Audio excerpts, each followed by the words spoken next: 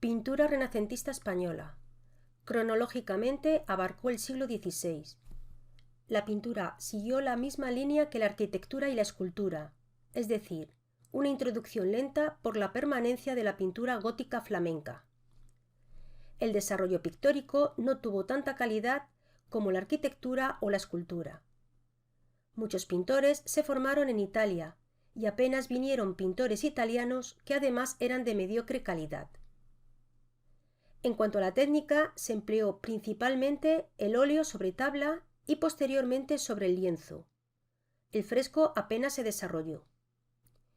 Y en relación a la temática, predominio de lo religioso y escaso interés por la pintura mitológica y la de carácter histórico. Etapas. La primera etapa coincide con el primer tercio del siglo XVI y está dividida en zonas. Comenzamos por el foco valenciano. Fernando Yáñez y Fernando de los Llanos pintaron el retablo de la Catedral de Valencia, manifestando una doble influencia. Por un lado, el esfumato leonardesco en los rostros y la mímica de las manos, y por otro lado, la Escuela de Venecia, en los colores. Foco castellano, principalmente en Burgos. La influencia italiana convivió con el hondo arraigo de la pintura gótico-flamenca. Juan de Flandes y Pedro Berruguete introdujeron las primeras novedades renacientes en la perspectiva mediante el uso de distintos planos dentro de un mismo encuadre y luz. La tradición flamenca se dejó sentir en el gusto de los detalles minuciosos y en el empleo del oro, como vemos en la Anunciación de la Cartuja de Miraflores. Y en cuanto a Juan de Borgoña, sus figuras son de cuerpo alargado, rostros ovalados, agrupándose en composiciones bien equilibradas, con paisajes de amplia perspectiva o concebidas en interiores de arquitectura gótica o renaciente, como vemos en la pintura mural de la Anunciación de la sala capitular de la Catedral de Toledo. Un último foco dentro de este primer tercio será Andalucía, representado por Alejo Fernández, artista de origen germánico. Su estilo tiene una violencia en la expresión en los tipos masculinos, pero dulce y melancólica en las figuras femeninas.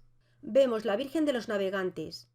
Su manto protector cobija a ilustres personajes marinos, en cuyos retratos vemos a personajes reales, como Cristóbal Colón, Fernando el Católico o Hernán Cortés. En el detalle vemos el mar, con varias embarcaciones. Mezcla el detallismo flamenco con composiciones ordenadas y escenarios con arquitecturas clásicas como la flagelación. La Última Cena, a imitación de Leonardo da Vinci, presenta una perspectiva a través de la arquitectura del siglo XV. La segunda etapa coincide con el segundo tercio del siglo XVI. En este tercio influyó el estilo de Rafael, con su elegancia y amplitud compositiva, pasando a un segundo plano la minuciosidad flamenca y el juego de la perspectiva del Quattrocento. Foco valenciano. Juan de Juanes pintó la Última Cena con detalles que recuerdan la cena de Leonardo, en grupos de 3 personajes unidos por los brazos. Escogió el momento de la consagración de la hostia, en el que Jesús tiene reminiscencias medievales, con fondo dorado y dulzura en las formas. Foco castellano-leonés. Alonso Berruguete. Su escasa producción se caracterizó por el empleo de una gama fría de colores. Su pintura es manierista, con influencia de Miguel Ángel, por la representación de figuras inestables y alargadas, donde predominan los escorzos, composiciones movidas y falta de profundidad, como vemos en el retablo de San Benito. Foco andaluz. Pedro Machuca fundió en sus obras las características más remarcables de Miguel Ángel: anatomía musculosa, de Rafael la expresividad y de Correggio carga emocional. La acción en el cuadro del descendimiento se desarrolla en la oscuridad, en un marco agobiante por la cantidad de personajes representados en tensión. Figuras anecdóticas: niño que corre, el soldado de la derecha con armadura renacentista y el hombre de rostro deforme y sombrero pintoresco se utilizan como contrapunto de luz y color y ayudan a equilibrar y dar ritmo a la composición. Pedro de Campaña, de origen flamenco, a pesar de la influencia italiana, sobre todo de Rafael, dio a sus obras un carácter personal en el intenso contraste de luz que contribuye a acentuar su dramatismo y un exagerado patetismo acorde con el sentimiento del pueblo español. En el descendimiento de la Catedral de Sevilla, toda la emoción se concentra en la figura de la Virgen, que yace como fulminada al pie de la cruz, y la tensión dramática se centra tanto en la cabeza de Cristo como la de la Virgen. El último foco de este segundo tercio de siglo se ubica en Extremadura. Luis de Morales, el Divino, tendrá influencia del esfumato leonardesco y estética de Rafael. Su estilo evolucionó hacia el manierismo en el alargamiento de las proporciones y dolientes expresiones de influencia de Miguel Ángel. Utiliza contraste de luz y sombra para destacar las figuras sobre fondo neutro. Su temática es minuciosa, detallismo flamenco y predominaron los colores fríos. Virgen con niño, imagen extraordinariamente íntima de la Virgen sosteniendo a su niño marcado por el sentimiento religioso, con una delicadeza en los rasgos, los colores y las poses de los dos personajes. La piedad, con carga patética de los dos personajes que reciben la luz sobre fondo neutro. El eje central es el madero donde Cristo fue crucificado. Ecce homo significa he aquí el hombre, presenta a Jesús en el momento en que los soldados se burlan de él tras coronarle de espinas, dando a entender que el poder de Cristo no era tal frente al de los dirigentes que allí le estaban juzgando. La tercera y última etapa coincide con el tercer tercio del siglo XVI.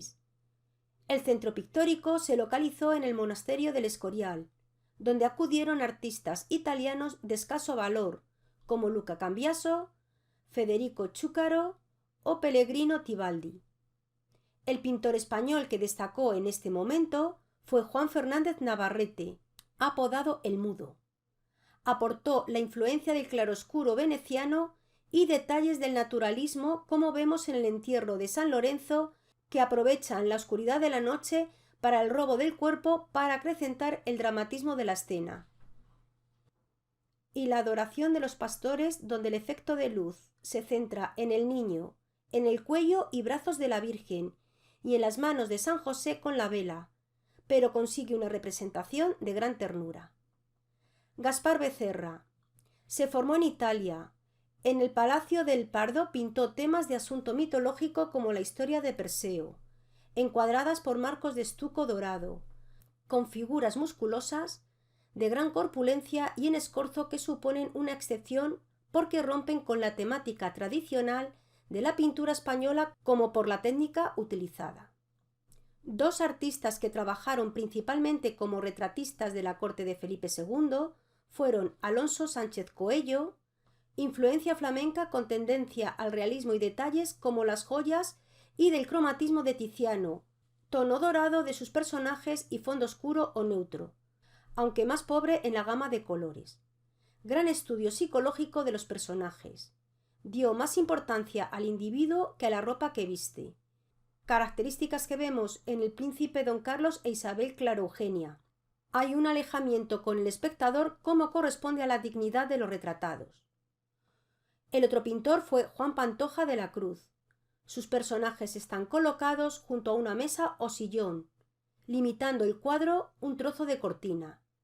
Se preocupó más por las vestimentas y adornos que lucen los personajes, que se convirtieron en un simple soporte de los rostros, como vemos en los retratos de Felipe III y Margarita de Austria, aunque en el retrato de Felipe II anciano, en la biblioteca del Escorial, intentó reflejar el estado anímico del personaje.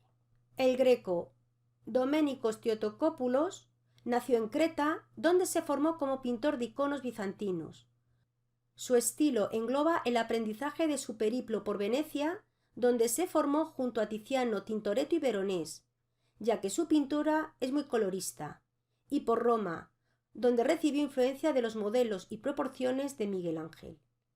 En 1575 se sumó la influencia de la religiosidad y el misticismo de la España en que vivió. En estas primeras pinturas españolas ya se aprecian las características personales de la originalidad artística del artista en los cuadros de la Trinidad y el expolio. Estilo manierista, estudiadas composiciones, alargamiento y retorcimiento de las figuras, característica llamada serpentinata, predominio del color frente al dibujo, horror vacui y agrupamientos irregulares. Los colores se alejan de los usos habituales, adquiriendo los cuerpos un color gélido. El juego de luces en sus obras da una mayor intensidad espiritual. Felipe II le encargó el martirio de San Mauricio para el monasterio del Escorial. Destaca los momentos anteriores al martirio en el ángulo y en pequeñas dimensiones. Este cuadro le costó un pleito por el novedoso tratamiento del tema de escaso simbolismo religioso. El resultado no le gustó al rey por no seguir los ideales trentinos y se marchó a Toledo, donde su obra tomó un nuevo giro y su estilo se hizo más irreal y aumentó su progresiva espiritualización, donde realizó el entierro del conde de Orgaz, cuya composición aparece dividida en dos grandes zonas, claramente diferenciadas, rasgo típico en sus cuadros, una terrenal, en donde sus personajes pintados son retratos, y otra celeste, donde demuestra su faceta colorista, pero enlazadas ambas zonas de modo perfecto, componiendo una mezcla de lo humano y lo divino, de lo cotidiano y lo religioso, como era la vida toledana de su tiempo. Fue en la adoración de los pastores donde llevó su estilo a su máxima expresión. Los dos pastores de la derecha son extremadamente alargados. Las figuras manifiestan un estado espiritual de extraordinaria exaltación. La adoración muestra una intensidad y una espiritualidad excepcional que conmueve al espectador. La luz concede un protagonismo especial e intransferible a cada personaje. Los colores dan un ambiente nocturno muy emotivo, contrastando un brillo casi sobrenatural como el entorno nocturno. Los contrastes entre los colores rojo, anaranjado, amarillo, verde, azul y rosa otorgan a toda la composición una gran intensidad. Además de los cuadros religiosos, recibió encargos de retratos, como el caballero de la mano en el pecho, en los que trató de reflejar más el espíritu y la psicología del retratado que su aspecto físico. Si estáis interesados en aprender los diferentes estilos artísticos, ofrezco mis libros de historia del arte con un nivel de bachillerato. Podéis encontrarlos en la descripción.